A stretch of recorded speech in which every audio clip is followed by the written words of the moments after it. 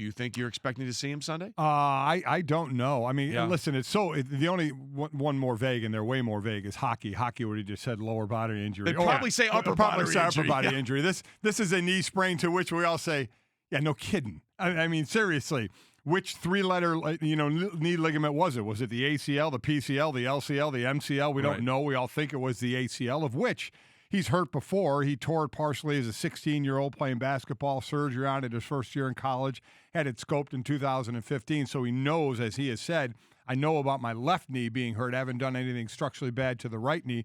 So this is that left knee. What we don't know is remember, gang, what a sprain is, and we don't know what grade it is. If this is a grade 2 sprain, there's partially tears in there. It's just a matter of how much it is. A sprain stretches those ligaments to the point of how much does it tear. Grade 3 is the tear, is when you're going to get surgery and it's going to be done. We don't know what grade this is. They didn't say. They just said a knee sprain.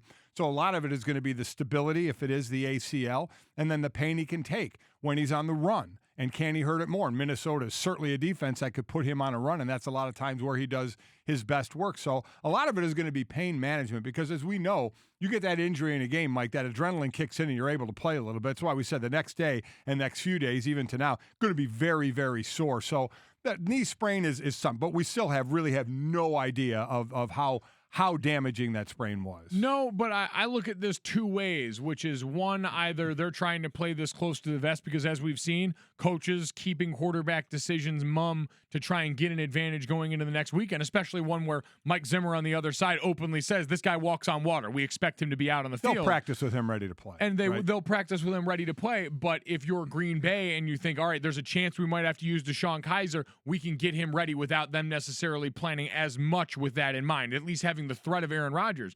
But I look at this and say, I'm much more confident and comfortable with them putting him back on the field this week than I was going into the second half last week. More info, right? You've got a lot more info and you've got a lot more time. Like Aaron mentioned, that small circle. We don't have to worry about him breaking the pocket. He's smart enough and knows enough about this to where he's, instead of going to try and extending plays and make the big play, get rid of it and live to fight the next down, because he's confident enough that next down can be good for him. But how different could it be against – listen, I think the Chicago defense is getting better and better, but the Minnesota defense is basically the best in the league. So getting away with which took him out last year against the Minnesota defense than it is, I think, against Chicago Bear defense. I agree with you. So there's two things to weigh there. How much do you factor in who they're playing, and how much do you factor in where you're playing? Because this is the home game for the Packers against Minnesota, which means you're going to have to go on the road to Minnesota, which is where he got hurt last year when Anthony Barr drove him into the ground, which, by the way, would be a penalty this year. Yes, it would. A new point of emphasis, one of the many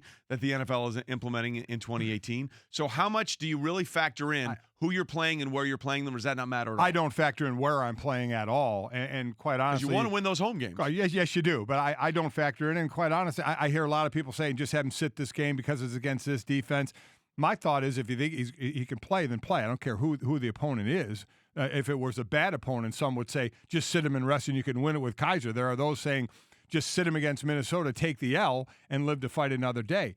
I guess my thought process is, if he feels like he can play, or this is what it comes down to the doctors. This is when you sit to the doctor and say, listen, if he sits another week, how much exponentially better is he going to be next week? Because this is a sprain, gang. It doesn't go right away, a knee sprain. Again, depending on the grade of it, which we don't know. So that's what you have to find out from the doctors. How much can he re-injure it or hurt it again if he plays to keep him in that kind of it's not feeling good during the week, to exponentially how much does it get better if we wait another week? Yep, and from a game plan side of things, you'll be much more adept at protecting him. The way you did in the second half, that game plan completely changed on a dime at halftime. You have much more time to figure out what's going to make him comfortable and how soon you can do it. And the amazing thing is, he went into that game last night and he said, well, I couldn't hurt it any worse. Well, you could have if someone fell on it again. Let's just be honest. Here's the thing. It could be torn. It could be completely torn. Because you're right. A sprain is a tear. It's just how much of a tear there is. Right. We'll figure that